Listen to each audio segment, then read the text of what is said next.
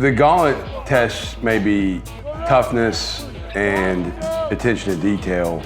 The gauntlet's not football.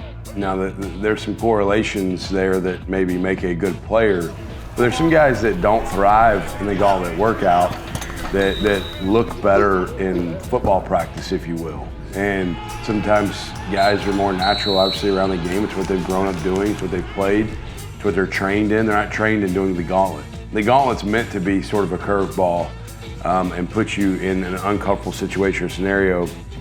But really what we're getting into with the football is identifying who can play, who adds value to the team. Spring football is in full swing, and like Coach always says, what you get, you earn. All ready? Lock kid, give me one. Lock kid, give me one. All right, let's dial in real quick. First slide, G-HUD next. Phase 2, spring practice. Phase 1 is everything we've done since we got back in January. All right, workouts, running, gauntlet, all the preparation for football, all right, walkthroughs, meetings, all the stuff. We're here. Spring practice is phase 2. Spring practice is phase 2. Phase 3 is the summer. Phase 4 is while we do it all. It's the season, all right? This, right now, listen to me. You're gonna get what you earn. Hey, we got win jacks. Y'all boys ready? Yeah. Man, y'all boys ain't ready. Yeah. I said we got win jacks. Y'all boys ready? Yeah. Yes, sir.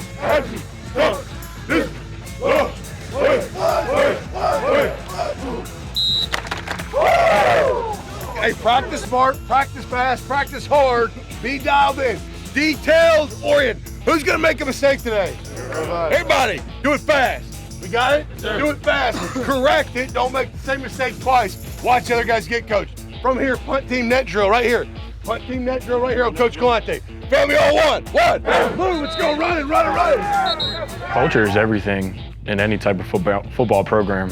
Like the way that Coach Sumrall runs the team here is the standard's a standard. And I think you hear that all the time in the building.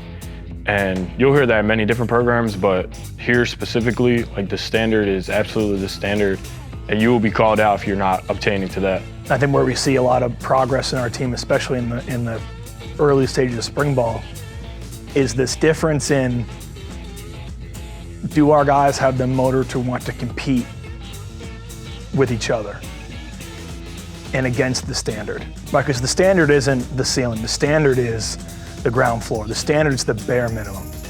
You can drop as many plays as you want and get guys open, but it all comes down to, like you said, the chemistry between us and the guys. And I think that leading up to spring, we did a really good job getting in there with the receivers, tight ends, backs, and you're starting to see now, as things start to click, how the offense is going because of that, for sure.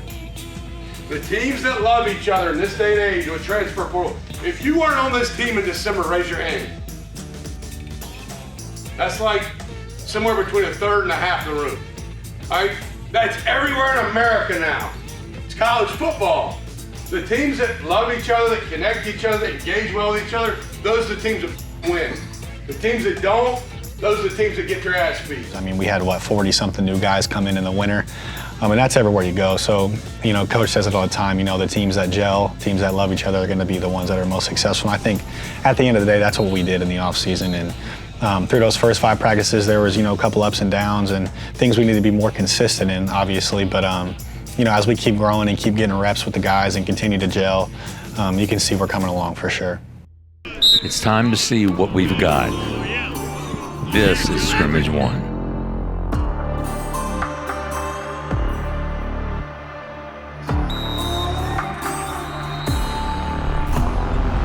Y'all boys ready? Hell yeah! Hey, y'all ain't ready. Shit! I said win jacks! Y'all boys ready? Hell yeah! Exercise! This, wait.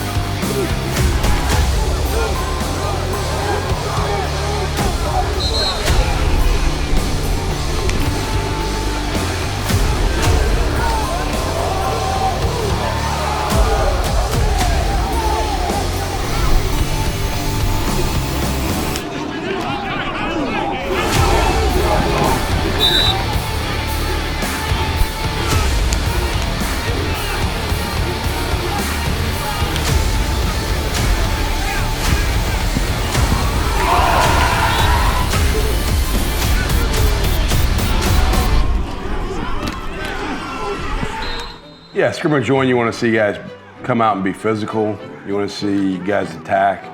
Schematically, it's usually a little bit easier to be ahead on defense this time in spring practice than it is on offense. I think we are, personnel-wise, way further ahead on defense than we were a year ago this time. Offensively, maybe more unknowns, more question marks, more uncertainty. But you want to see guys go out and compete. And there's no substitute for putting the ball down and playing the game. And guys have to really be prepared the right way to play at a high level. I feel like the main thing is, like, for defense, like, we really have something to prove, and, like, players have something to prove. We all got to prove ourselves to show what we're really about and what we have on defense. And I feel like that for that scrimmage, like, we really prove what we got, but we still have more improvement to do, though.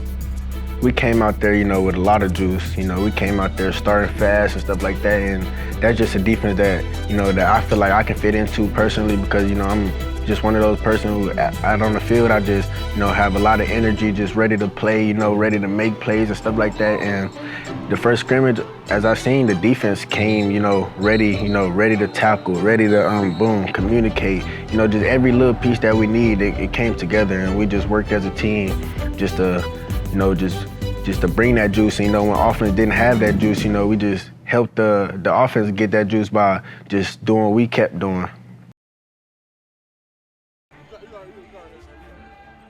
At every level of this game, a player needs to dig deep to set themselves apart from the rest.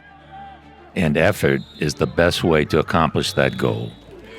We focus more on strain than anything. Strain is so important, and it's something that Coach Witt, harps on every single day.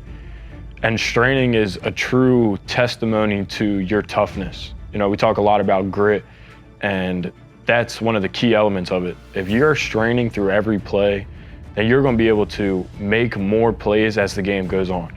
Yeah, to me, strain means empty the tank. Give everything you have plus one more step. Straining is, in a very simple way to put it, absolute and complete effort. Right, well, we run in the summer, we do these effort sprints, we run sideline to hash and back. I don't care if you're ahead 10 yards on every single person that you're running against.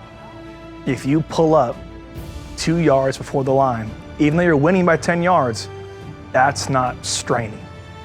The drill, the play, your assignment goes from the first whistle to the last whistle. And if you stop early, one step short, that's not straining. You might be working hard, but are you straining? Straining is the next gear. Straining is that extra 1 second of effort, all out, complete effort.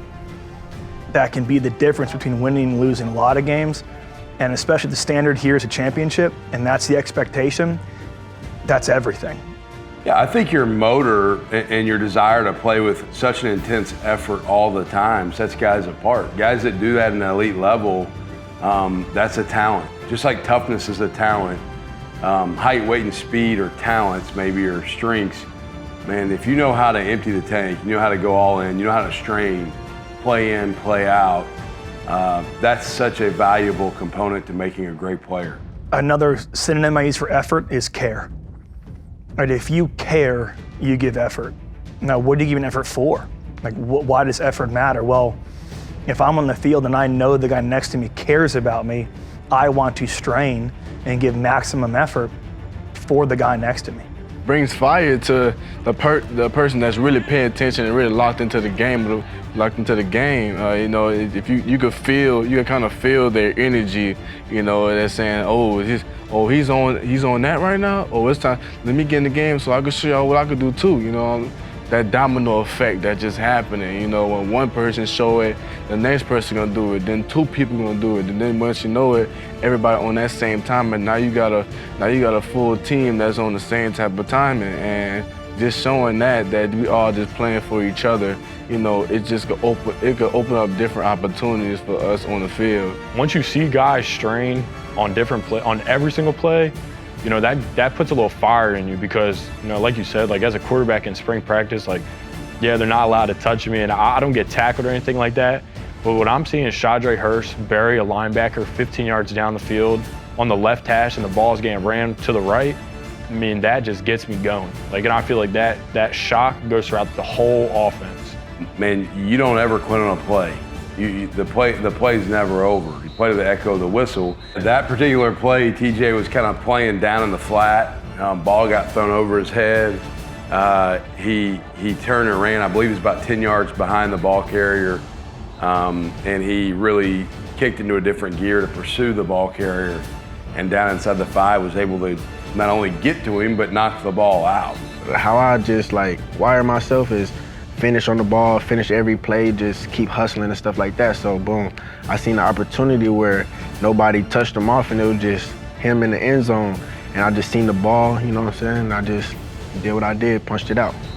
And when you're able to highlight that type of play in front of the team in a team meeting setting and emphasize, and this is the standard, this is how we play, this is the expectation, this is what winning looks like, it reinforces just playing with that extra effort, playing with that strained mentality.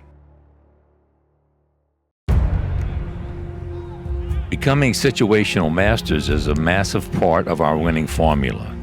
So it is no surprise that the coaches have emphasized converting in the red zone throughout camp. The margins for success or maybe failure are so small in our game. You know, it's a game of inches. We start in the red zone practice 1. We do probably more red zone than most people in America because what you do in between the 20s is great, but what you do inside the 20s is where you win and lose games a lot of times. I think for the offense specifically, I mean, touchdowns. That is the biggest thing that you can do is put points on the board. And once you're understanding situational football, you know what you can and cannot do. Once you get in the red zone, everything speeds up. Everything speeds up. The windows are a little tighter. Your decisions have to be faster. People play harder. The defense doesn't want to give up points, and the offense wants to score on every single play.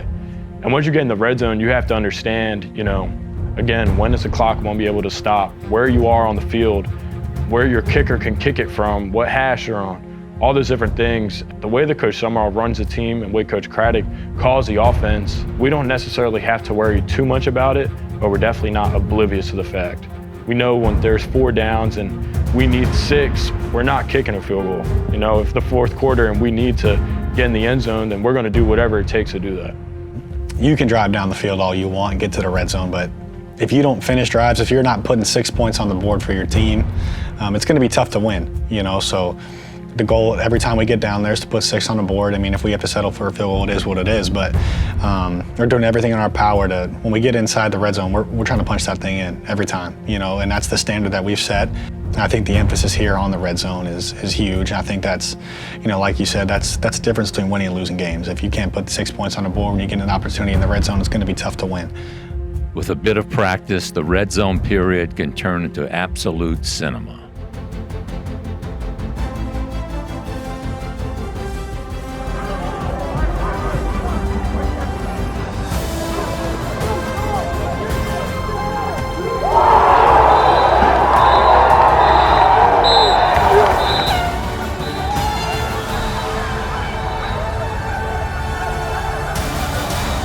Before that play, I was on the side, you know, I felt the energy, you know, that build up to that play, and I was just eager to get on the field, you know, just to close out practice, you know, just to have a little bragging right. I trust the QBs that we have in our room, and I know that they was gonna make the best decision. But my main job was, you know, just to get open and see ball, get balls. When you finish practice with a touchdown or an interception in the red zone or a 4-down stop in the red zone defense or a big run to score, that energizes everybody. It's almost like winning a game.